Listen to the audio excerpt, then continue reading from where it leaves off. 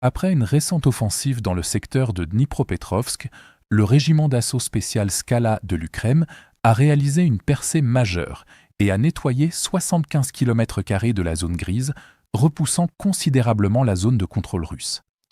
Le régiment rapporte qu'il s'agit de l'une des opérations offensives les plus significatives menées par les forces ukrainiennes cet été.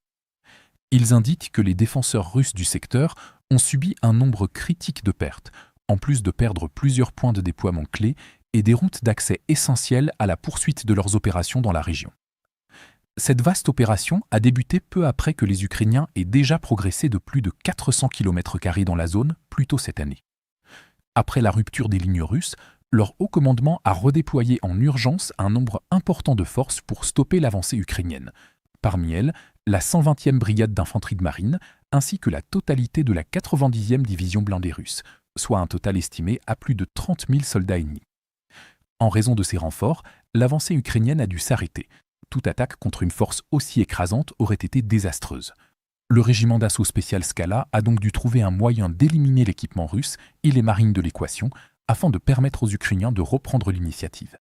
C'est pourquoi les opérateurs de drones ukrainiens ont lancé l'opération Ashan, qui a duré 3 jours. Il s'agissait d'une campagne de drones plus vaste et concentrée, visant à détruire le matériel lourd russe, comme vous vous en souvenez peut-être d'un précédent rapport.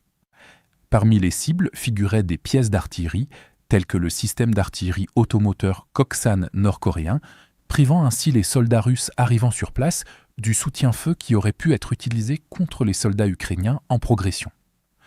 Ensuite, les drones ukrainiens ont commencé à cibler les véhicules blindés de transport de troupes, ce qui a réduit leur mobilité. Puis, l'Ukraine a frappé les soldats russes afin de diminuer les effectifs russes avant qu'ils ne puissent être envoyés en première ligne pour stopper l'avancée ukrainienne. Pour perturber la logistique des soldats ennemis déjà présents sur le front, les opérateurs ukrainiens ont également frappé plusieurs camions militaires russes, privant ainsi simultanément les Russes de ravitaillement et de renforts.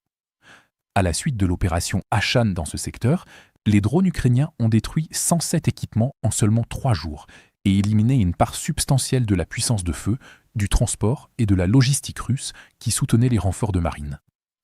Pour défendre leur route logistique terrestre avant d'avancer, l'Ukraine a installé 42 km de protection anti-drone le long des routes de la région de Dnipropetrovsk. Ces filets anti-drones ont permis aux munitions, aux renforts et aux groupes d'assaut de circuler à l'arrière sans que chaque convoi soit exposé aux drones FPV russes, alors que le matériel et le trafic de ravitaillement russe avaient été dévastés. Après ces préparatifs, des dizaines de groupes d'assaut ont lancé une offensive simultanée depuis la zone de Veliko-Mikhaïlivka, avec un soutien continu de drones jour et nuit. Le régiment Skala a d'abord percé à travers Ternovat et, après l'avoir nettoyé, s'est dirigé vers le sud pour soutenir l'axe sud. Sur cet itinéraire, les troupes d'assaut ukrainiennes ont progressé vers Zaporižské et sécurisé le flanc droit de l'attaque en direction de Ternov. En même temps, l'Ukraine a élargi la brèche au nord de ces villages et capturé Sichnev. Cela a permis aux Ukrainiens de l'utiliser comme tremplin pour avancer encore plus à l'est et attaquer Malivka. Au cours de l'opération, les drones de reconnaissance ukrainiens ont identifié les positions russes et les ont ciblées avec de l'artillerie, neutralisant les positions de tir connues avant que les groupes d'assaut ukrainiens n'entrent dans les localités.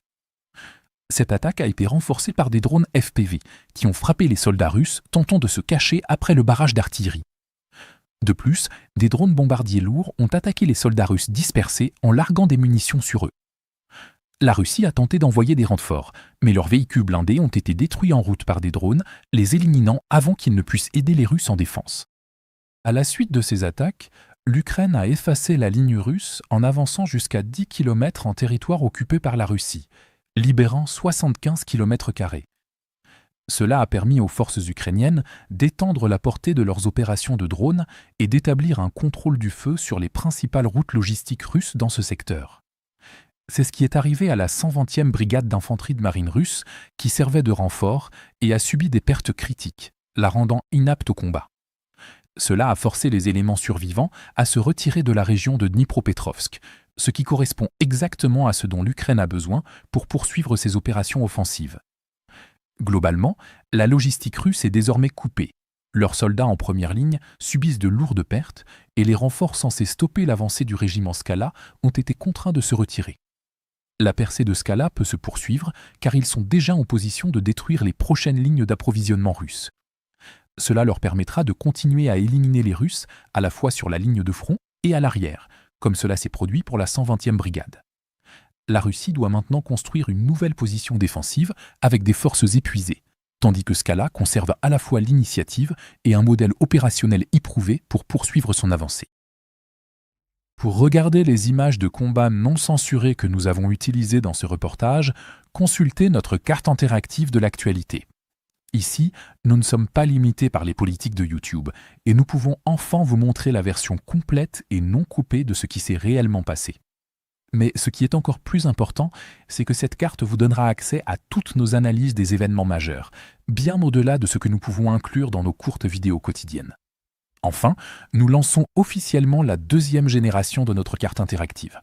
Ce que vous voyez à l'écran en ce moment est une version considérablement améliorée et bien plus puissante de la carte, avec encore plus de fonctionnalités avancées et d'outils d'analyse de l'actualité. Pour célébrer le lancement de la nouvelle carte, nous lançons également une promotion de 50% sur tous les abonnements. À partir de seulement 4,99 $, vous bénéficierez non seulement d'un accès premium à la carte, mais vous débloquerez aussi toutes nos mises à jour stratégiques exclusives, nos aperçus du front et nos vidéos de géopolitique stratégique. Alors, cliquez sur le lien dans la description pour devenir membre exclusif de notre communauté. Je remercie sincèrement tous ceux qui ont choisi de nous rejoindre. Votre soutien compte énormément pour nous.